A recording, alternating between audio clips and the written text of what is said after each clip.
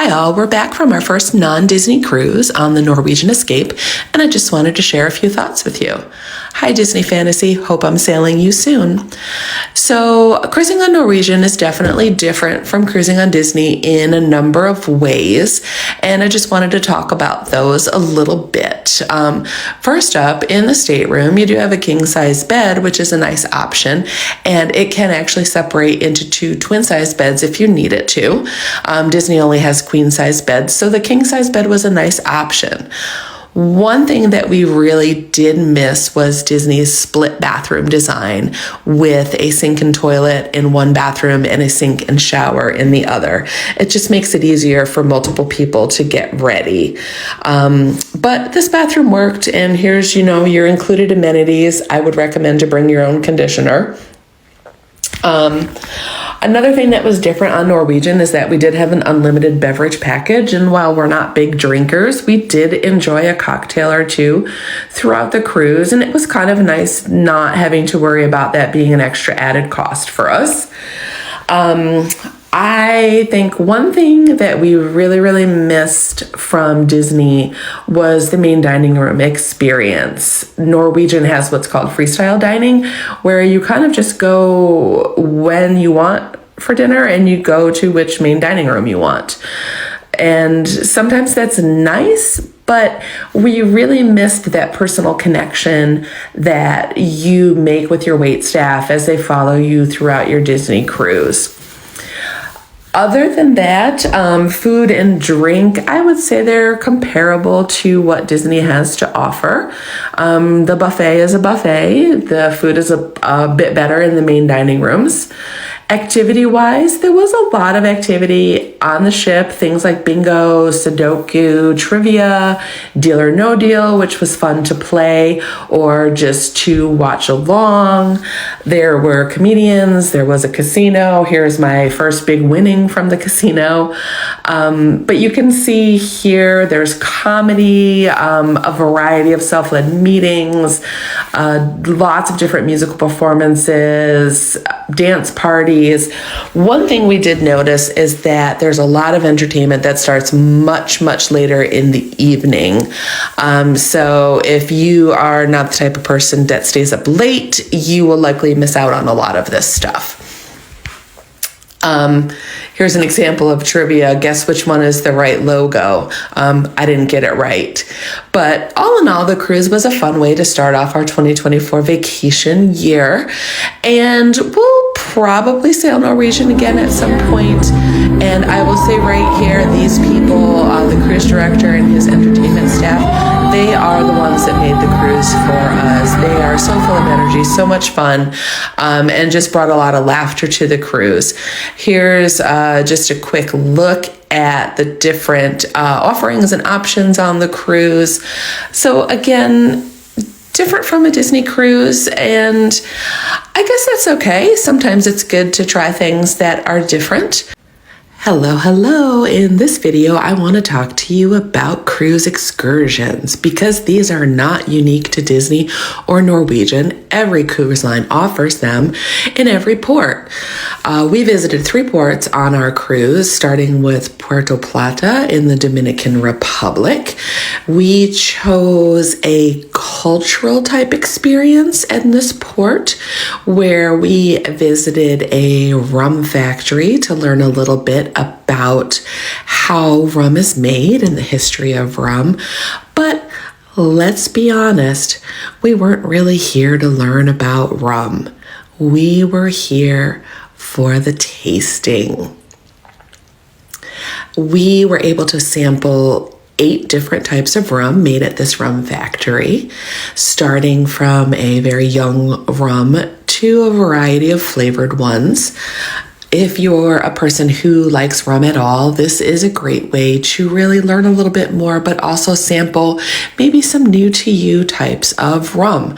And we were able to purchase some to bring back to the ship, and they just hold it in a separate space for you until the end of the cruise. We also got to visit the Umbrella Street, which was beautiful and colorful. And we got to watch this woman dancing and showing off her dress in the colors of the Dominican Republic. Republic flag. We learned about how coffee is made and how chocolate is made. My husband decided he really, really wanted this coffee pot. He needed a refill. We also visited the famous Pink Alley, and it is, as you can see, very, very pink. We just had a few moments to explore. It's not very long, a few minutes just to walk from one end to the other, but it is a fun experience and definitely makes for some interesting photos.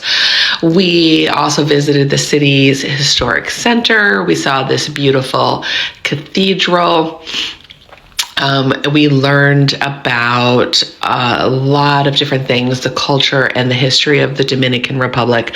A lot of this is really dependent on your excursion guide. If you're lucky like we are, you get a good one and you learn a lot. We visited this really neat amber museum. You might notice there's a little Jurassic Park kind of feel to that.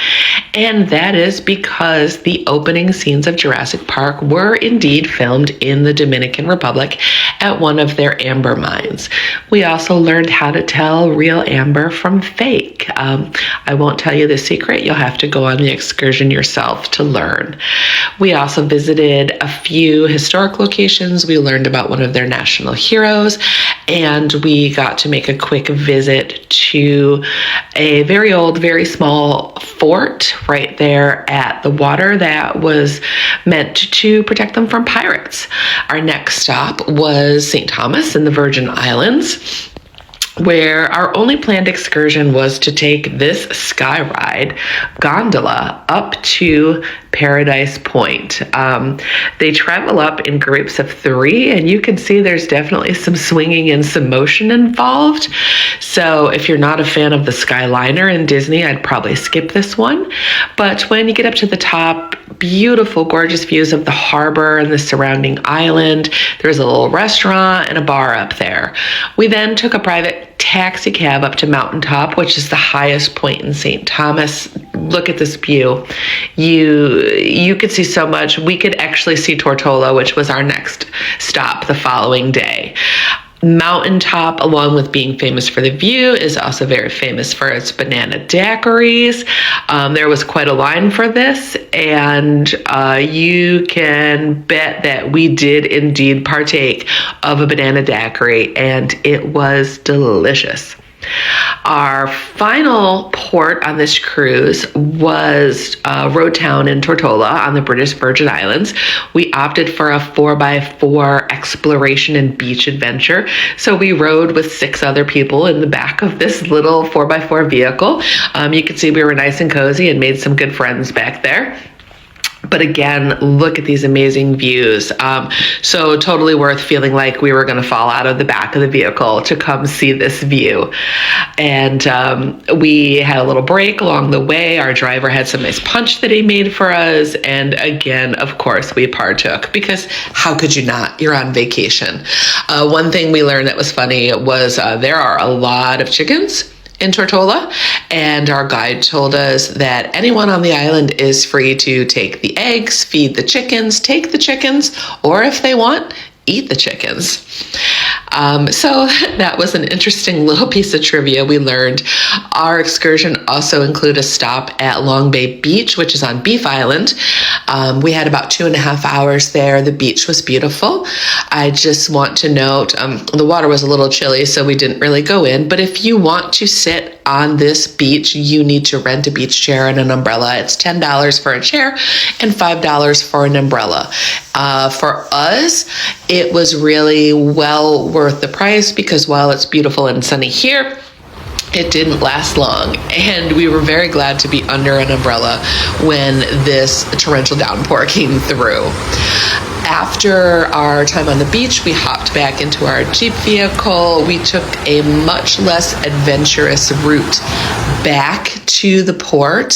Here you can see those clouds. They moved in real fast, but still some beautiful views as we headed back to the port. We were on the Norwegian Escape, which is on the right. This is the Norwegian Getaway on the left. So you can really see the size difference between these two classes of ships. Hello, hello, talking Great Stirrup Cay in this video, which is Norwegian's private island. It's located in the Bahamas in the Berry Islands. It's actually very close to Royal Caribbean's island. You can see the islands from each other. And the biggest thing I want to point out about this island is there is no pier, so the ship will dock out in the water, and you'll take one of these tender boats to get over to the island. It's about a 10 or 15 minute boat ride once everybody gets loaded. And there is this nice welcome area when you get onto the island, and you can walk on through, head to the beach. Fantastic view of the ship from the beach. This lighthouse is part of their zipline course, which seems to be their big excursion attraction on the island. Aside from some shells and sand on the beach, there isn't really much else here. There's a couple volleyball courts where people can play, no play areas, no walking paths, no biking paths, nothing to really see or explore here.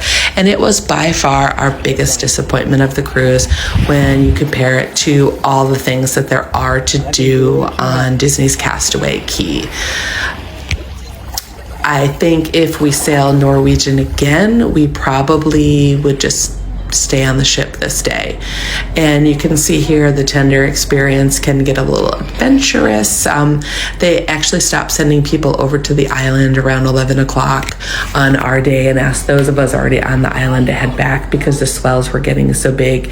And you can see people here trying not to whack their heads as they're getting off the boat, going through the doorway back onto the ship.